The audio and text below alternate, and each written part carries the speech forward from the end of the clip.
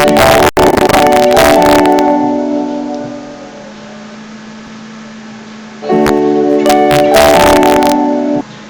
everyone, welcome back to Bright English Ethiopia YouTube channel, where learning English is funny and easy. In our today's video, we're gonna see about a special thing in English grammar, which is about adverb, right? So in this video, we're gonna see the 5 types of adverbs. At first, we will see adverbs of manner, adverbs of time, adverbs of place, adverbs of frequency, and adverbs of degree. So now let's get started.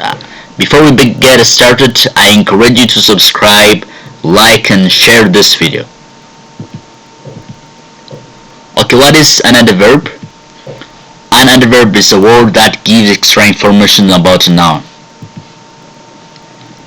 adverb በመመልበት ጊዜ እንግዲህ ስለ አንድ ተጨማሪ መረጃ የሚሰጥ የእንግሊዘኛ ቃል ነው። በመጀመሪያ ላይ የምንመለከተው ስለ adverbs of manner ነው።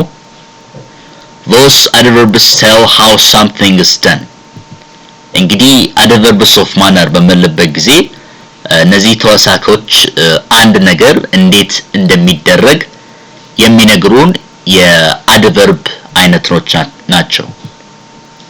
ለምሳሌ he speaks softly በመልበት ጊዜ እሱ በቀስ ይናገራል ማለታችን ነው። ሁለተኛ ላይ she dances beautifully በምንልበት ጊዜ በሚያምር ሁኔታ ደነሰች ወይ ደግሞ ትደንሳለች ማለታችን ነው። እንግዲህ በዚህ ኤግዛምፕል ላይ ይሄ ምንድነው የሚያመለክተው?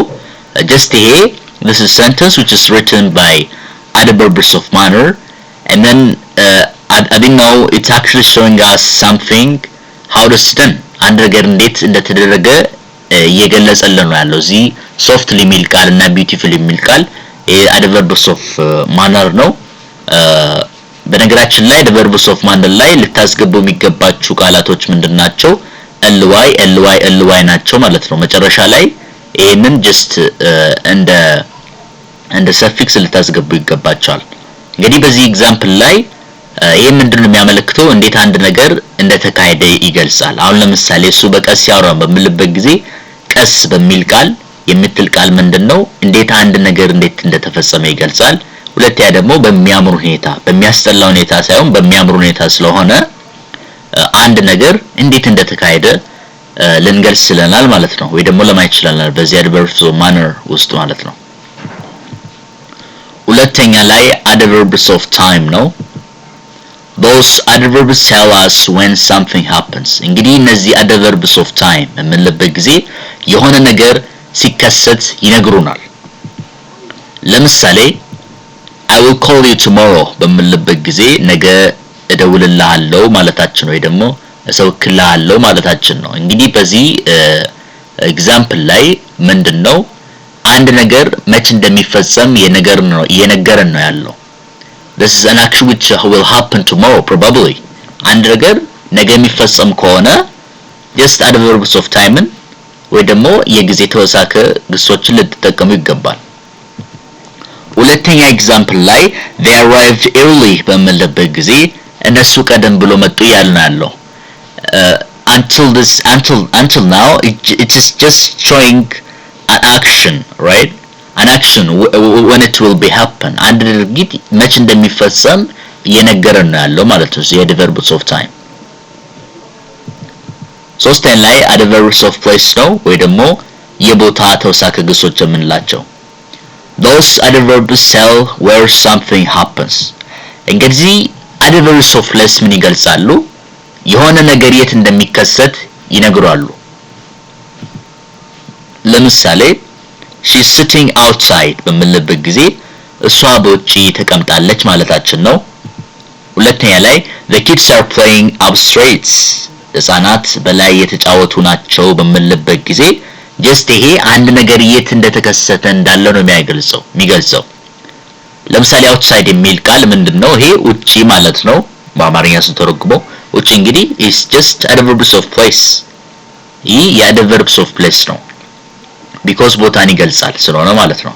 upstairs የሚል ቃልም just ይሄም ቦታን ይገልጻል። ስለዚህ የadverbs of place ላይ outside የሚባሉ ቃላቶችና abstract የሚባሉ ቃላቶችን just አውዝትራችሁ መጠቀም ይገባቸዋል። አራተኛ ላይ ደግሞ other verbs of frequency ነው ወይ ደግሞ how often something happens. Those other verbs tell how times or how often something happens. እንግዲህ other verbs of frequency በምንልበት ጊዜ አንድ ነገር ምን ያህል ጊዜ እንደሚከሰት ይነግሩናል። ለምሳሌ I always brush my teeth በምንልበት ጊዜ እኔ ሁልጊዜ ጥርሴን እቦርሻለሁ ማለታችን ነው። He rarely ate sweets በምንልበት ጊዜ ደግሞ ጣፋጭ ምግቦችን እምብዛም አይበላም ማለታችን ነው። አሁን እንግዲህ በዚህ ኤግዛምፕል ላይ it is just showing something or we are just seeing at something how many times it occurred or and there's something like frequently, right? አሁን እንግዲህ ይሄ አንድ ነገር መች ተደጋግሞሽ ነው ወይስ መች ነው የሚፈጸመው? አንድ ድርጊት መች እንደሚፈጸም just የነገረን ይገኛል። ስለዚህ always የሚል ቃል rarely የሚል ቃል ምን ናቸው? ሁል ጊዜና በፍጹም የሚባሉ ቃላቶችን ይሄ adverbs of frequency ላይ የምንጠቀምባቸው ቃላቶች ሲሆኑ ምን ለመግለጽ ነው? አንድ ነገር መች እንደሚደረግ ለመግለጽ ነው ማለት ነው። በመጨረሻ ላይ adverbs of degree ነው። እንግዲህ adverbs of degree ማለት to one extent እንደማለት ነው።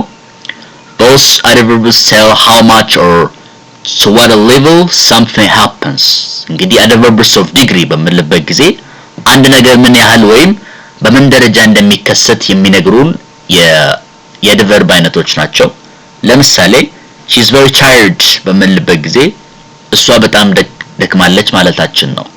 ሁለተኛ ላይ you almost finished the work በምንልበት ጊዜ ስራውን ሊጨርስ ጥቂት ቀርቶታል ማለታችን ነው። ይሄ እንግዲህ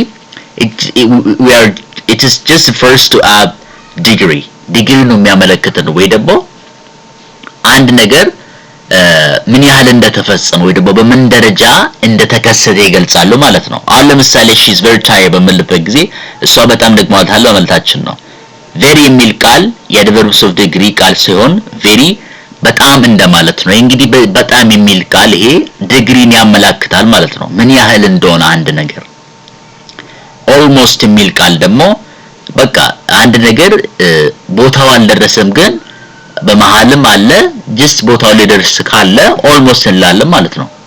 so ይሄ adverbs of degree እንላለን። So guys, I hope that now you have actually a better understanding regarding the 5 types of adverbs we saw earlier. So I will be get out.